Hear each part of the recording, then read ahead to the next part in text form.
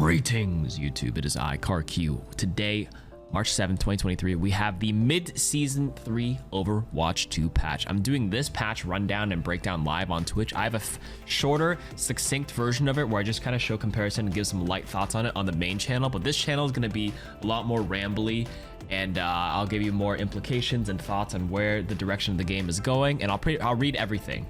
Except the bugs, maybe. That part's a little long. So from the top, let's just jump right into it. We have the new collaboration, which is the Overwatch 2 One Punch Man. One punch is all you need in this limited time Overwatch 2 One Punch Man collaboration. Complete challenges through April 6th. So this is until the end of Season 3, April 6th. So that's 1 month. Earn free themed rewards, including the legendary Moomin Rider Soldier 76 skin, and you can complete your collection with additional legendary bundles featuring Saitama, Doomfist, Terrible Tornado Kiriko, and Genos Genji from the in-game shop. So you get to purchase the bundles for the Saitama, Terrible Tornado, and Genos, but the Moomin Rider is free as long as you play 24 games within the next month. Not bad.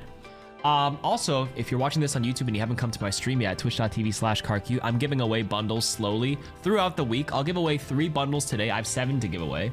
I have 3 Doomfist bundles, 2 Kiriko bundles, and 2 Genos Genji bundles. I'll give away 3 today, 1 of each. And then I'll give away, spread them out until the end of Friday. So you better come to the stream. And you'll just figure out instructions on how to earn them or enter the giveaway. It's free. This is not like the scam giveaway stuff you see on the YouTube comments like Telegram. That Telegram shit's fake. Don't fall for that. Okay. You have to hear it from my mouth, my face. Then you know it's legit. Cool. Okay, so there's also new Overwatch League team skins, which are now available in-game. Celebrate your favorite team, including the Seoul Infernal. By the way, this is the Philadelphia Fusion, rebranded to Seoul. Seoul now has 2 teams, Seoul Dynasty and Seoul Infernal, kind of like LA Clippers, LA Lakers, Chicago White Sox, Cubs. Some cities just have 2 teams, a little unfair. Why can't Toronto have 2 teams? Good question. And the Vegas Eternal, which is the Paris Eternal rebranded to Vegas Eternal. They have a new color theme too. It looks pretty cool. You can head to the shop and check it out. Or we can have editing power and just show you really quickly what the skins look like. Now back to me. By equipping their team skins. Okay, team bundles are now available. Team bundles are now on sale. Trios of hero skins will land in the Overwatch League shop throughout the season, available for all teams. These bundles will include team-branded weapon charms. Weapon charms are also available. Quick screenshot of them here. First thing they changed in this game is general updates. Adjusted distance attenuation on enemy footsteps. Thank God! We missed a change in our Season 3 patch notes with some adjustments made to the distance you can hear enemy footsteps. Does anybody not? Everybody knows you can hear Widow's clickety-clackety heels from across the map. The Lucio skates. They're all loud as hell. So they finally refined the change and they found a nice middle ground where it was in Season 2 and where it was prior to today's patch. They probably lowered the attenuation of it. Good. Challenges. I don't really keep up with challenges, but I'll read it for everybody who's listening to this video. Maybe you're on a walk, you're on the bus ride home or a drive home, you're listening to me ramble. The weekly challenges, they removed to the victors, win 15 games in unranked or competitive, because apparently that was too much for people for the weeklies. 15 games. Winning 15 means you gotta play at least like 30 games. It's a lot. They added a new challenge now called Casual Dedication, where you win 15 games in any unranked mode. So that would include arcade. So basically unranked or competitive was basically quick play, right? And competitive, so now it's any mode, which will help. Added a new challenge, competitive advantage, where they split it. So now if you play comp, win 10 games in any competitive mode. Excuse me, unranked doesn't include arcade. I was just corrected in chat. Never mind then. They just split this challenge into 2. Okay. Total number of challenges needed to earn all Overwatch coins is still 11 for the week. Nothing changes there. They removed the challenge called Coin Line, where you have to win 5 games in arcade, and they added a new challenge in its place called Change of Pace, where you have to win 5 games in Mystery Heroes, Free-for-all Deathmatch, or any arcade mode. So it includes a few more, including arcade, Mystery Heroes, and Free-for-all. They also changed the challenge Role Mastery to win 5 games each as 2 different roles in quick player competitive. So now instead of winning 5 games in all 3 roles, it's only 2 roles now. That's good. There's a daily challenge that got changed where support weapon mastery is now reduced from 12,500 to 10,000, and the support ability mastery is reduced from 10,000 to 8,000. The challenge progress during end of round. So challenges the player has made progress on during the match will be shown with a visual representation of remaining progress needed. So when you're trying to do a challenge and you open up the challenge menu, it should show a little bar, a visual, to help you know that you're on the right track. That's a nice quality of life change. Okay. The scoreboard, the end of match scoreboard has been updated where they're taking a snapshot of each player's final stats during the match and persisting it on the tab scoreboard during the post match. And previously a player's stats and names would disappear as soon as they left the match. Yeah, so if somebody had a terrible game and they instantly left, you couldn't point and shame at them and be like, damn, my Mercy had 2,000 healing and died 12 times. If she leaves instantly, then you couldn't see the stats anymore to shame them. But now you can shame them or praise. I don't know why I started with shame. Hey, we're inclusive. We want to applaud the well-played people. So now if people play well, usually the people who play well like to stay and, you know, jerk their own kneecaps off. PG-13. When they have a great game, they got to hold the scoreboard tab. They usually don't leave right away, but I mean, now we're good. Okay. Matchmaking. We fixed a bug causing large parties to wait longer in queue than intended. Yeah, I was trying to play with my fiance last night, and man, we were duoed in a quick play, and it was like 6-minute queues. Like, what? The matchmaker will now prioritize putting parties together which have a similar delta between the highest and lowest rated player. We made improvements that should help reduce unranked queue times and increase competitive match quality. Is matchmaking fixed? Is it fixed? We'll find out after today's patch. They made some improvements though. Competitive match quality. Let me know. I haven't actually gotten the whole platinum player in my lobby thing in a while, so we'll see. Okay, competitive updates. Competitive Mystery Heroes is being added to comp, and season 1 begins on March 14th. Now, there are some Mystery Hero only players in the chat and in the community. If you are, hands up. I know some of you already in the chat are some Shapeshifter connoisseurs, and Shapeshifter is the challenge where you have to win like 500 games of Mystery Heroes. There's a ton of you in there. A little bit of RNG. I don't think people are going to take this competitive mode too seriously, but I think it's pretty fun. Adds a little bit. Obviously, Mystery Heroes is a little chaotic and a little bit RNG based, but it's another mode and like a little bit of competitive. This is something that I'll probably play with Flats, Emong, Seagull on Tuesday, of course. Mystery Heroes Tuesday. Can't miss that. I'm actually kind of excited for it. It's a nice little casual game mode that will make it fun for the players that really do enjoy it. It's kind of like competitive deathmatch, and there were competitive deathmatch and competitive 4v4 modes previously. They weren't that popular, but I think Mystery Heroes is popular enough that there will be enough people queuing into Mystery Heroes comp that we'll see. So hey, streamers are popularizing Mystery Heroes Tuesday. If there's any day, if the queue times are long on any other day, just make sure you're queuing on Tuesdays, because Mystery Heroes Tuesdays, hashtag MHT, is now trending, okay? We're starting this trend. We want the 30-second queue times. Everybody must play Mystery Heroes on Tuesday. Remember this. And if you're, on the other side of the world, like Australia, Oceanic, I'm watching this, I guess it's Mystery Heroes Wednesday or Monday. Are they a day ahead of us in North America or behind? I don't know. I lose track of this stuff. Is it Wednesday? Are they one day ahead? They're ahead. So they're MHW. They're Mystery Heroes Wednesday. So they're Monster Hunter World. That's right. Competitive screen layout update. We added buttons to the comp play menu that will allow players to easily access the tier, legend, leaderboard, and competitive progress screens. Okay, that's nice. In the top 500 leaderboard, players will now see animated updates of their current position on the leaderboard after each match. Thank you. Not that I'm in top 500 right now. I got kicked out a few days ago. I'll get it back, but at least this will be nice to track your progress. That's cool. That's cool. Okay. Now on to the juicers, an actual balance patch. Now, most people have already said the Season 3 balance patch was pretty good, myself included. I think the balance has been in a pretty decent spot. Some heroes needed some adjustments. Let's see what Blizzard did. Orisa. Terra Surge can now be interrupted by hack. Sombra's hack, to be clear. The developer commented that Terra Surge is a channeled ultimate which cannot be interrupted by most abilities, as it gains the same effect as Fortify. While this makes sense for stuns, Sombra's hack interrupt shouldn't be negated and now correctly cancels Terra Surge. This is an RIP Orisa if Sombra becomes meta. If Sombra's meta, Orisa is actually unplayable. You always get 0 value from your ultimate, because it's pretty easy for Sombra to just be pretty chilling with the hack and having the cooldown available at any time. One suggestion I would make, if you want to keep it consistent with the channeled ultimate but not make this ultimate like useless, is like if you get hacked, at least however much you charge on your Orisa ult will at least detonate. Because as it stands, I tested it in the other video, when you hold Terra Surge, and you get it hacked, it's gone completely, which is awful. And like the thing about this ultimate is that you sit still and you have to stand in one spot and charge it for 5 seconds.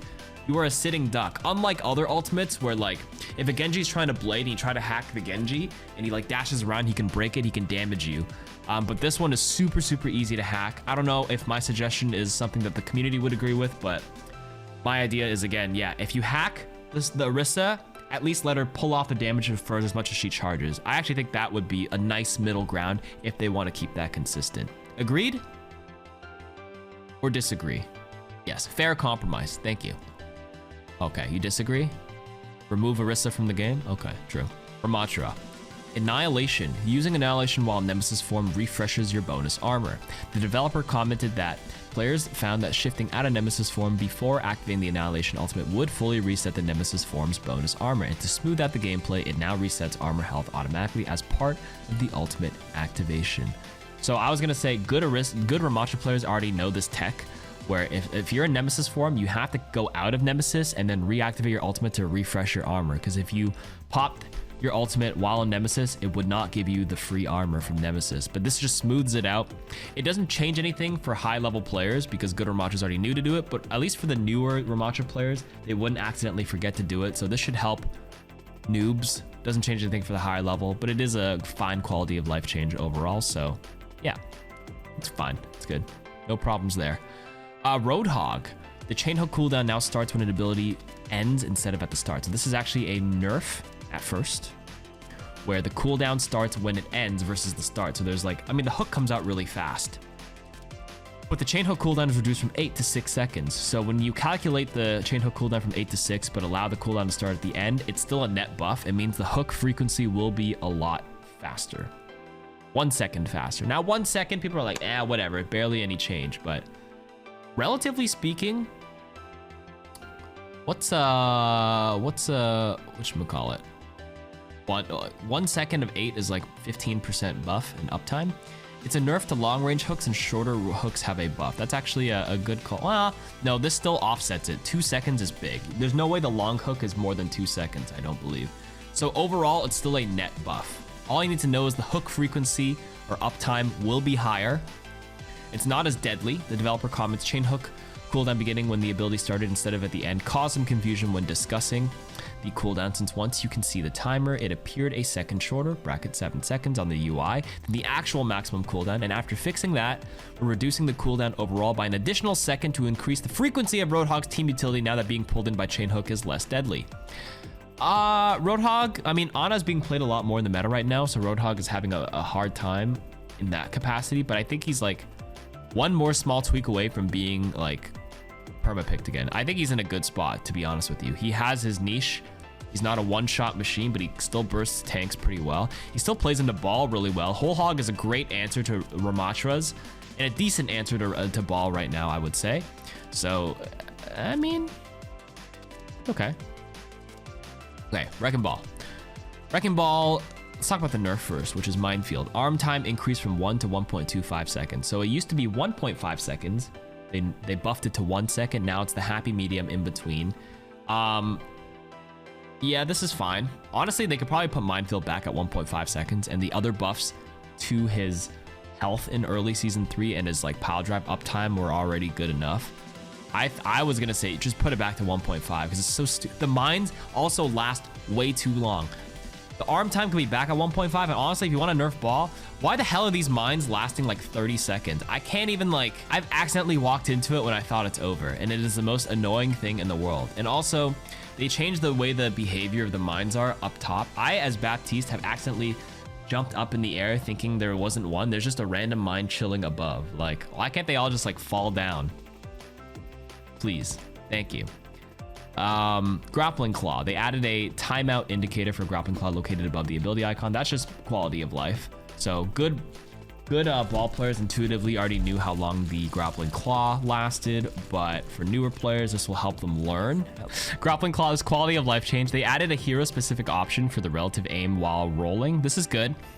It probably allows you to have better control, like trying to like do double boop techs, because in order to do like 180 rebounds and little techs like that, you have to actually be able to spin your crosshair around.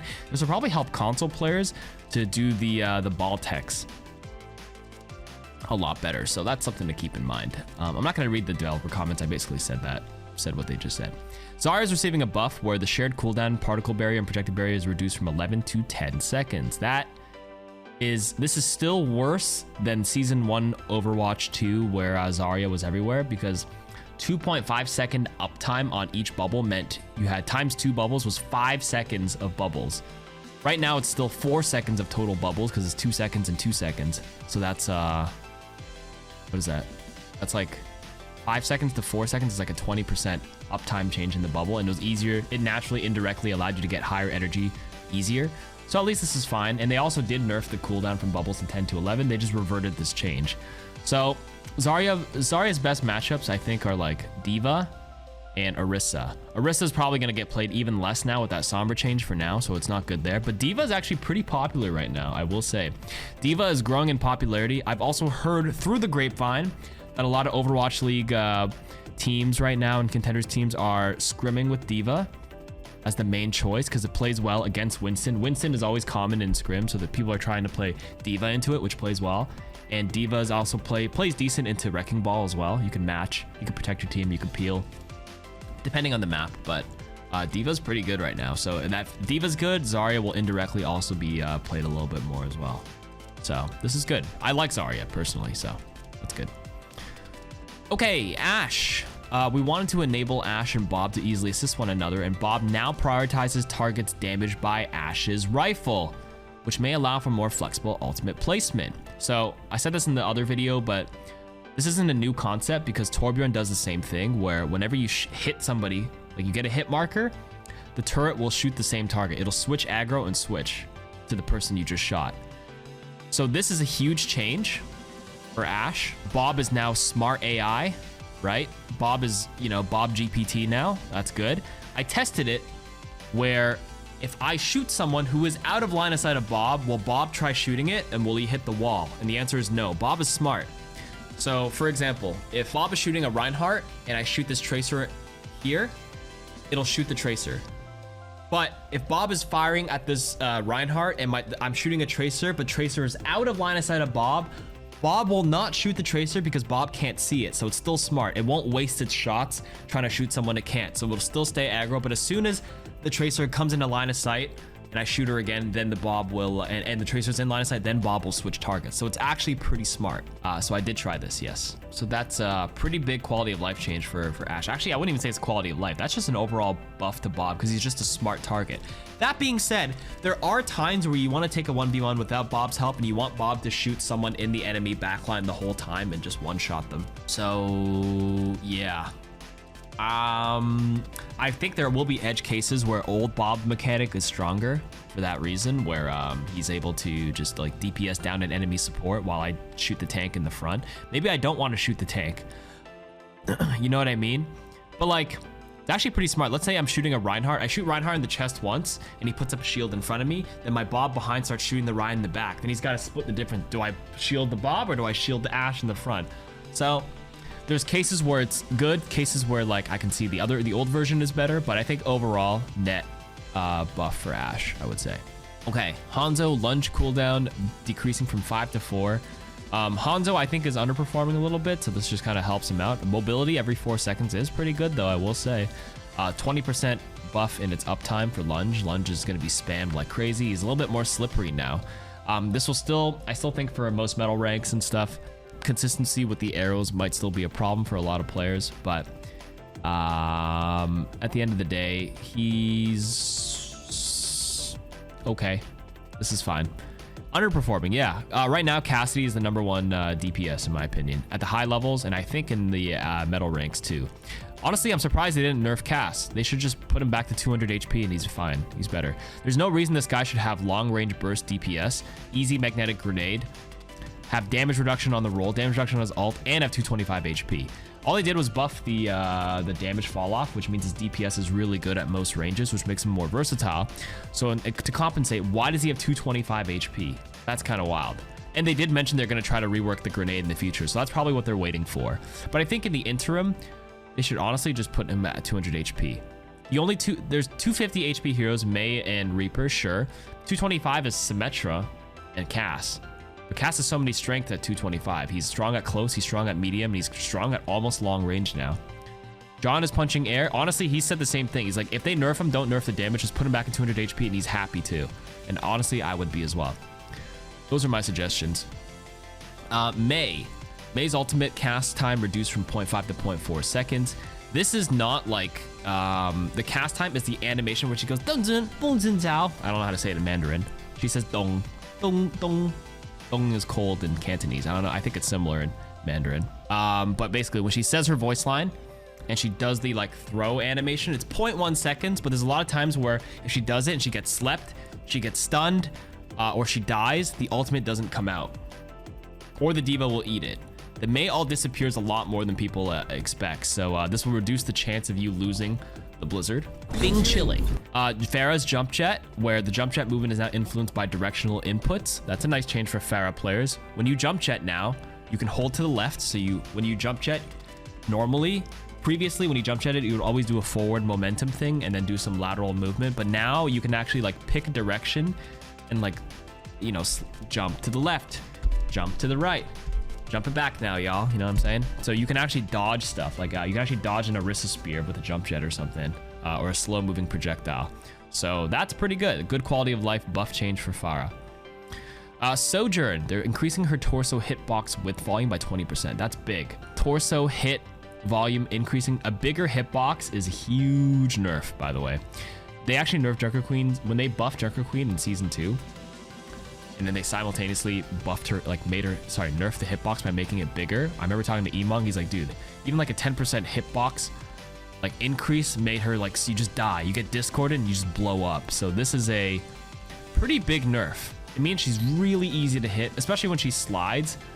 It'd be much more consistent. This looks like the torso, so this is the body shots will be affected. The headshot, I don't think the head hitbox changes, but the fact that she's easier to snipe in the air with as like Cass or something, or as Ana, that's actually fine. Okay, now this is the big change that I'm confused about. As a BAP player this season, they are changing Immortality Field's minimum health threshold from 10 to 25%. The developer commented, Baptiste is capable of potent damage and healing output, but often slightly underperforms across many skill levels. This change to the Immortality Field's minimum health threshold will strengthen his utility, enable him to be more reliably assist his allies after its effect ends. This is underperforming across many skill levels. This is like the similar to Kiriko thing, where I think Kiriko and Baptiste are those heroes. They behave like Nurse from Dead by Daylight, where to be effective on these heroes, you got to have pretty good APM and good management of all his tools. As Baptiste, high, good target acquisition while healing, while shooting, while healing, while shooting, while healing. And then for like Kiriko, being able to heal, wall climb, kunai, heal. It's like, it's a high skill hero in all things considered, which is probably why it underperforms for a lot of players. But I'm gonna be honest, I think this is the wrong direction they're taking for BAP, and I'm biased for BAP. Okay, I'm biased. BAP is one of my most played this season, and people are already frustrated with stuff like Suzu, like immortality and invulnerability stuff, right? People don't like Suzu. If you guys weren't here for Overwatch 1, people bitched, pardon my language, about immortality field for so long. People are gonna complain about it again. This is significant. So your minimum health, it actually used to be at 25%. People complained so much about this because it's so hard to kill with this stuff. Now, so if you're a 200 HP hero and you got lamped, you're stuck at 10% of health. You're stuck at 20 HP at the end of it. At 25%, if I'm a 200 HP hero, I'm back at 50 HP. If I press regen burst, as soon as the lamp ends, I can instantly heal 100 and I bring them back to 150 plus the heal over time. They're almost full again. And then for tanks, like a 600 HP tank or a 700 HP Roadhog, 25% is keeping them like above kill threshold for a lot of burst. And honestly, if they want to buff Baptiste, like I don't think you should actually change this immortality stuff. Like immortality is already a good ability on its own, and invulnerability is frustrating to play against. Frustrating. If they wanted to buff Baptiste, they could like level out the healing for most players. Like if I think he performs just fine at the high levels, but for metal ranks, he's underperforming because like you could balance is tricky because you want to be able to make it easier for lower level players, but not change the skill cap too much because the high level players are already performing very well with him.